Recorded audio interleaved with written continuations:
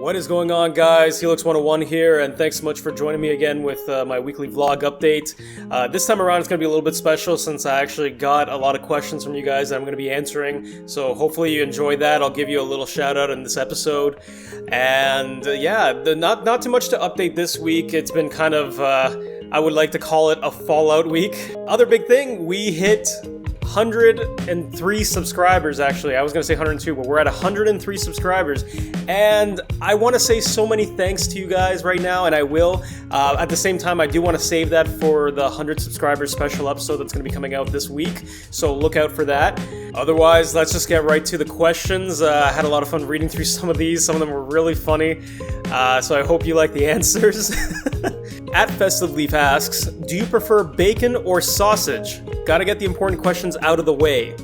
Now, that is a very important question, and one that it's actually a tough question to answer. I mean, I love both of them. I really can't choose. I know recently I've kind of cut down on bacon and only usually have it now with my burgers. I don't really have it on with my eggs in the morning now. But sausage, I've been starting to have the breakfast sausages, and they've been amazing. Like, I really prefer that in a way.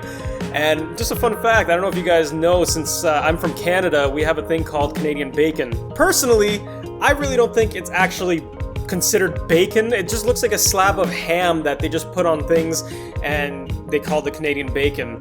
I guess the other name for it is pea-meal bacon, but I'm not a big fan of that. I know a lot of people are, but any day of the week, I'll either go with sausage or bacon. I guess I kind of avoided that answer. I love both. Now, Junisaur asks, well, if you don't mind, maybe I can add a question for the next vid. You mentioned how you tried to get into animation, but it didn't work out. What drew you to animation, and what stopped you from further pursuing it? Now, this is actually kind of a big question, and it started off all the way from when I was, I think, living in Quebec. Ever since I picked up a pencil or crayon, I was already drawing, and I mean, when you look at it compared to other kindergartners at my age, I was drawing big pictures that were really impressive, and since then I was always really drawn to cartoons and comic books and things to use my artistic talents on. This actually progressed all the way from elementary school to high school. I was actually taking arts courses. I went to even life drawing courses, and by the end of it I applied for an animation program directly from high school. And for that program, you had to create a portfolio. Now, I did an amazing portfolio in my opinion. I absolutely loved it, and I almost actually got in directly from high school. I think I was 1% or 2% off from the baseline for getting into the program. They recommended me to go into another different program called Art Fundamentals, which kind of helped improve upon my skills, and I did that for not 1 but 2 years actually, because I tried applying for the same animation program each time after the high school attempt. And the sad part is, despite paying thousands of dollars taking these Art Fundamental programs and improving on my art and making my portfolios even better, I still got somehow lower marks each time that I submitted a portfolio for the following year. So that demotivated me big time. It made me feel like, first of all, art is very subjective, so I guess that the people are reviewing, it's always a different committee that does it for the people that are applying for the program. And each time my mark just kept going down, even though I knew that I had better artistic talents at that point. But that really kind of put a sour taste in my mouth. And not to mention, in the field that I was trying to get into, it was classical animation, so like Disney movies. I mean, old Disney movies, not the new 3D animation stuff that you're seeing nowadays. That doesn't have much demand nowadays. If you've noticed, most of the classical drawn animations are now done in Japan, I guess, with animes and maybe some Nickelodeon cartoons. And it's just a very tough field to get into, even to kind of support yourself if you do get a job. It is a demanding field. Sorry, demanding in the sense that there's a lot of competition, but not enough demand for it. So again, all these things kind of added up to me just kind of stopping doing it or pursuing it. It doesn't mean that I've stopped drawing entirely. I still draw from time to time just for fun. It's something that I might do from time to time, but other than that's the story. It's my sad tale of loss and woe. Who knows, maybe someday I might pick it up again, but for now, it's not a big deal. It's just a hobby and it's fun. Thanks for the question.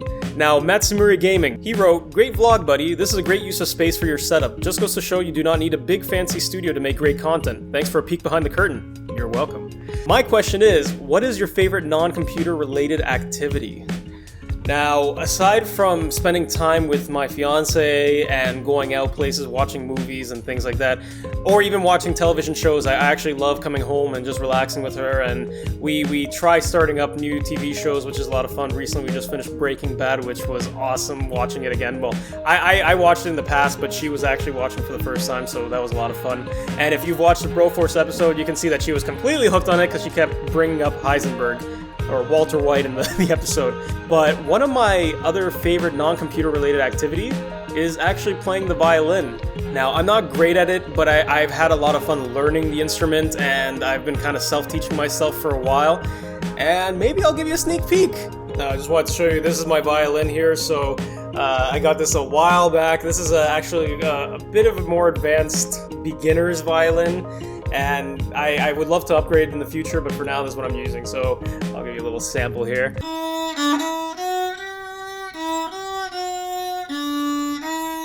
Yeah, I'm not super good, but hopefully I'll get better in the future. It's not something that I do often because I don't have too much time, but it'd be nice to get better. So yeah, I love the violin. It's actually my favorite instrument, so that's another extra answer for you guys there. Couch Pals LP asks, what would a Venusaur's baby look like if he mated with a Jinx? Not the daycare crap, but legit. Well, maybe something along these lines? Let's see. It hurts to live a sore. And that's right, that's a Jinx face, right, at the bulb. So I hope this is suitable for you. I'll actually take a picture of this or scan it so that you guys get a better view of it. Oh, that was too much fun to do. Millimate asks, I always ask the same question to any tuber for the first time. What game do you like to play when you're not recording? Now, I actually really like competitive online games like Street Fighter 4 and Battlefield 4. Anything that I could just jump in and play a few rounds is a lot of fun for me.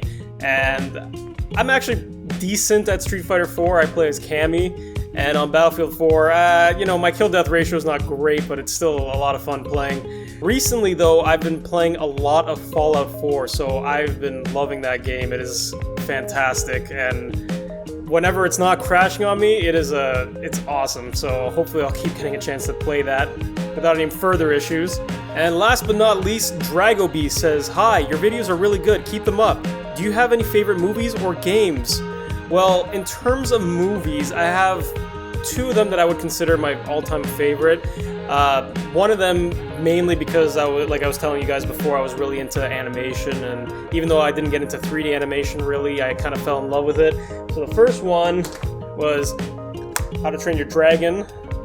I went to see this with a group of friends in the theater, and it was actually one of my first experiences with a 3D movie aside from Avatar, and the flying sequences just blew me away. Same with the characters. I really like Hiccup's character as well as his voice actor, which he's a fellow Canadian too. If you've seen him on Popular Mechanics for Kids, wow, I can't even remember his name right now. Whoops. You know what I mean. The guy from Popular Mechanics for Kids is the guy that does How to Train Your Dragon. Anyway, I love the movie. I've seen it so many times. I think I own multiple copies. I actually picked up the 3D version once I got a TV that can actually run it. And my other favorite movie of all time, Scott Pilgrim vs. the World. Now, this one mainly... Holy crap, I'm seeing a Canadian theme going on here. That's very not intentional. This one takes place in Toronto, Canada, so a little bit up north from where I live right now. So they actually shot and recorded in a lot of famous areas in Toronto. And the reason I love this movie is primarily for the fact that I own the entire collection of the Scott Pilgrim comic books graphic novels. And I actually got into it when I went to a convention several years back.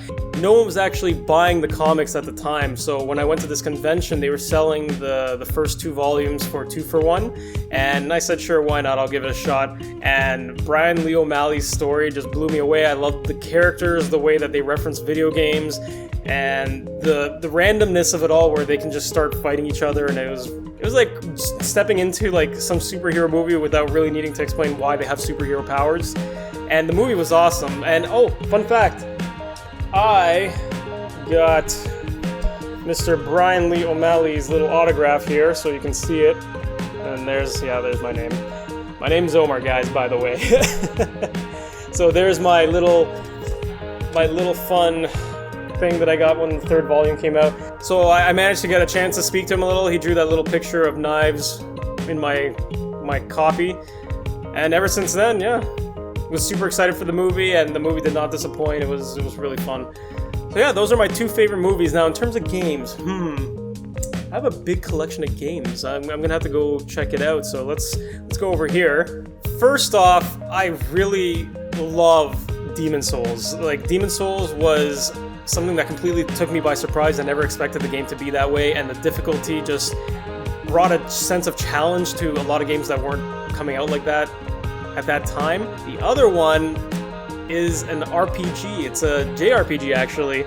Shin Megami Tensei Digital Devil Saga. Both games. There's 2 parts to it. Now, this one actually took me by surprise because it was my first time playing a Shin Megami Tensei game and experiencing the strangeness of it all, the way that they incorporate different mythical creatures and gods from different religions, and it was a dark RPG. I've never played an RPG that had a storyline like that, and I fell in love with it from the beginning to the very end of part 2. It's a really great series, and if you guys haven't checked it out, highly recommend it. Try Shin Megami Tensei Digital Devil Saga. I would love to do a playthrough of it, but the problem is it is a very long game. It's almost 40 hours plus the other game, so 80 hours altogether. Maybe someday I'll be able to do it, but for now, just take my word for it.